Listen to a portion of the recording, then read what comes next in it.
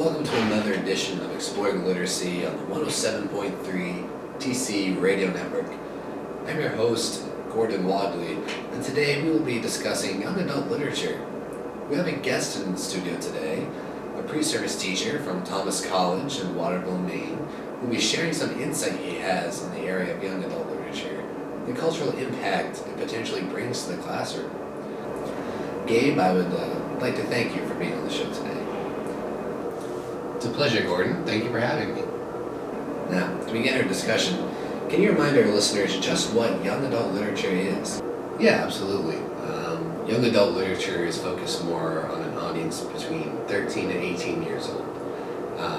It also focuses more on the theme of finding your role within the world versus middle school age novels that focus primarily on the coming of age stories. So the main difference being young adult focuses on the world as a greater whole and finding your role within the world versus just who you are within your kind of social circle. Excellent. So more of a coming into your own world versus coming of age. Now I understand you recently read a good title that seems like it may tie very well into this exact theme. Yeah, that's right. I recently read Let's Go Swimming on Doomsday by Natalie C. Anderson. It's really a great book about a Somali boy whose family is kidnapped by American Special Ops in Somalia during the Somalian Civil War. And essentially what happens is the Americans kind of blackmail the protagonist, whose name is Abdi, blackmail him into joining Al-Shabaab and finding out as much as he can about the terrorist group in return for his family's freedom. So it really shows the growth of a young boy who's kind of thrown into this mess, who's kind of flailing and panicking, and it shows the growth into really a young man who's able to make these decisions and really play the cards in order to survive, but also to gain his family's freedom. It's really wonderful, and it sounds like it would be well worth the read, both for the classroom and for just the average reader. However, in a classroom setting, how would you present this?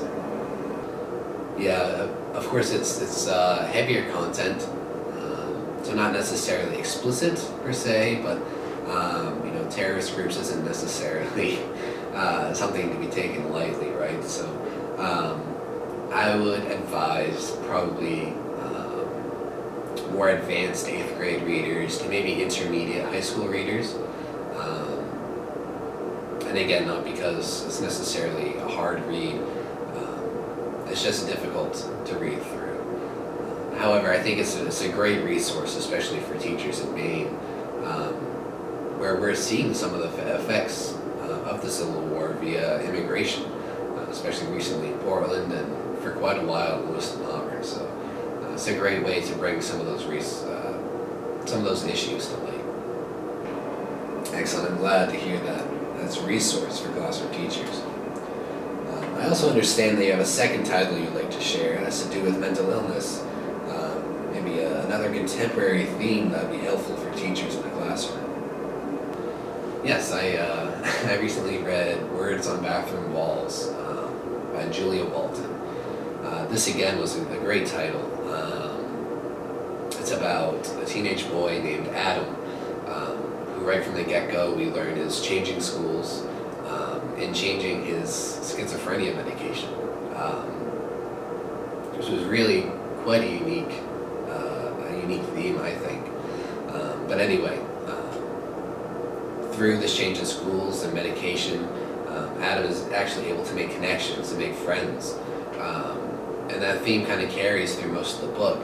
However, when Adam's medication starts wearing off and not working as well, he kind of has to find his way for who he is.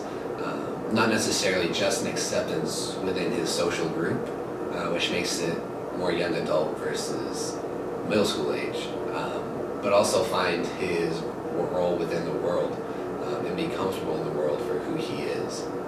What would you tell teachers about its use in the classroom?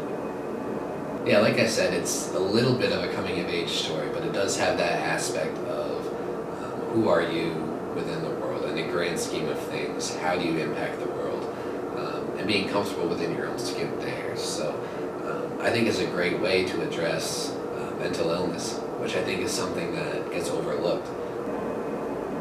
It's really great, Gabe. Thank you. I'm sure our listeners will be looking for these titles on bookstore shelves and hopefully stocking up their classrooms.